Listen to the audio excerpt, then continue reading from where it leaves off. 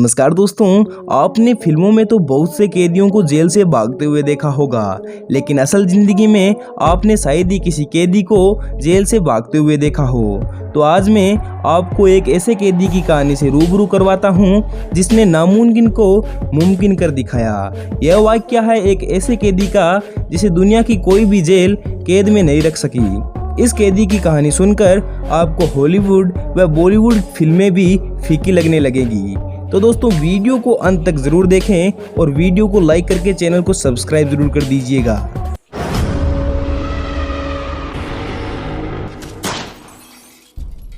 तो दोस्तों, दुनिया के सबसे बुद्धिमान कैदी की कहानी शुरू होती है अल्काट्रेज से। दोस्तों, ये एक ऐसी जेल है जो अपने कड़े कानूनों व नियमों के लिए जानी जाती थी, क्योंकि इस जगह से बाहर निकल पाना अपराधियों के बस की बात नहीं थी। क्योंकि यह जेल ऐसी वैसी जगह नहीं बल्कि सैन फ्रांसिस्को कैलिफोर्निया में एक आइलैंड पर बनी है, जिस कारण अगर कोई कैदी जेल से बाहर निकलने में सफल भी होता है तो भी उसकी मुश्किलें खत्म नहीं होती, क्योंकि उसकी अगली बड़ी समस्या पानी को पार करके निकलना है। आपको बता दूं कि किसी द्वीप या आइलैंड पर जेल बनाई ही इसलिए जाती है कि अगर कोई कैदी पानी के रास्ते भागने की कोशिश करता है तो उसे जल्द से जल्द पकड़ा जा सके। जाहिर सी बात है कि जेल के अधिकारियों के पास नाव या अन्य साधन होते हैं ताकि वो निहत्थे कैदियों को आसानी से पकड़ सके, और यही कारण था कि यह जेल बहुत ज्यादा फेमस हुई, जिसे कोई भी कैदी तोड़कर भाग नहीं सकता था। लेकिन वो कहते हैं ना कि कुछ चीजें उम्मीद से परे होती है जिसका अनुमान कोई नहीं लगा सकता, और ऐसा ही एक कैदी था जिसके लिए दुनिया की कोई जेल नहीं बनी थी।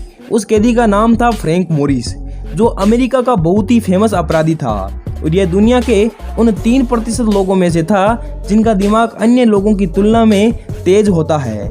मोरिस को पकड़कर अल्काट्रेज जेल में बंद कर दिया गया, लेकिन शायद मोरिस के लिए दुनिया की कोई जेल बनी ही नहीं थी। जेल में कुछ समय बिताने के बाद मोरिस ने जेल से भागने का फैसला किया, और मोरिस ने जेल के 2 कैदी जो सगे भाई थे, जिनका नाम जॉन हैंगलिन व क्लेरेंस हैंगलिन था, दोनों को अपने साथ शामिल किया। वे तीनों ने मिलकर धीरे धीरे प्लान बनाना शुरू किया।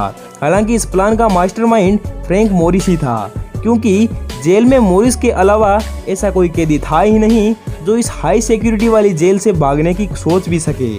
फ्रैंक मोरिस ने प्लान के मुताबिक ड्रिल बिट्स एकत्रित करने शुरू किए।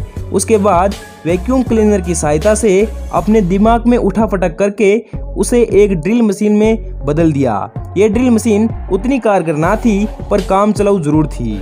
कुछ चीजों को तोड़ मरोड़ कर ड्रिल जैसी चीज बनाना, वो भी जेल में, जो कि मोरिस को बाकी कैदियों से अलग बनाता है।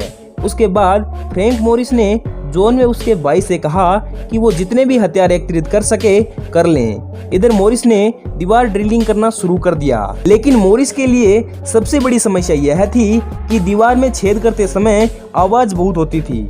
इसका हल ढूंढकर मोरिस ने छेद करने के लिए एक ऐसा समय चुना जब जेल के सारे लोग अन्य कामों में व्यस्त होते थे।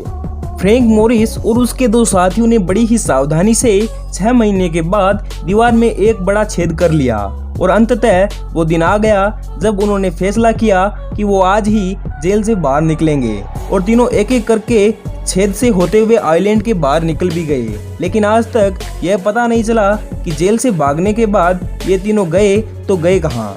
जबकि कई लोगों का कहना है कि उन्होंने जॉन व उसके भाई को दूसरी जगह रहते देखा है, लेकिन अगर वो जिंदा है तो फ्रैंक मोरिस कहाँ है? यह सवाल सभी के दिमाग में बार बार आ रहा है, परंतु मुझे तो नहीं लगता कि इस घटना के इतने वर्षों बाद अब वो मिलने वाला भी है।